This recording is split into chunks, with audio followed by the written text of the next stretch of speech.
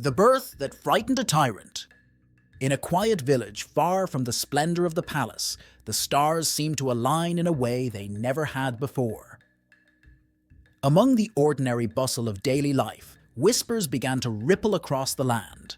A strange light had appeared in the heavens, brighter than any star ever seen. Scholars pored over ancient writings, while travelers from distant lands packed their treasures and set out on a journey guided by the celestial glow. Meanwhile, in the heart of the royal palace, a powerful king lounged on his throne, surrounded by the luxuries of conquest. His crown glittered, his servants bowed low, and his orders were carried out without question. But beneath his regal exterior lurked a shadow of insecurity. He knew his throne was built on shaky ground, and rumors of prophecies about a new king made his hands tremble in secret. It was on a quiet evening that news reached his ears. Foreign sages had arrived, speaking of a newborn who was destined to rule. They called him a king of peace, born to bring light to the world. The king's heart turned cold. With a sly smile hiding his fear, he summoned the travelers and demanded answers. "Go, find this child," he said sweetly, "and let me know where he is. I too wish to honor him."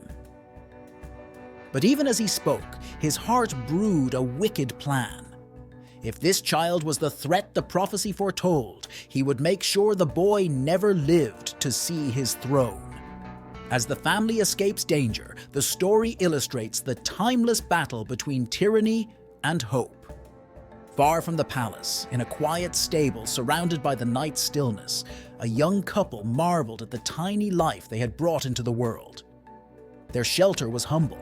A manger served as a crib, and animals looked on as though they understood the significance of the moment. Though they had nothing to offer their child but their love, the air seemed to vibrate with a holy presence. Visitors came, uninvited and unexpected, shepherds with wide eyes who spoke of a heavenly choir and travelers bearing gifts fit for royalty. Even in this hidden place, the family's joy was tinged with unease. The father had dreamed of a warning. Danger was coming, and they would need to flee. This child, so small and fragile, had already drawn the gaze of powerful enemies. They packed quickly, leaving behind the little they had to escape under the cover of darkness. Back in the palace, the king's smile faded into fury when the travelers didn't return. His fear turned into paranoia, and paranoia into cruelty.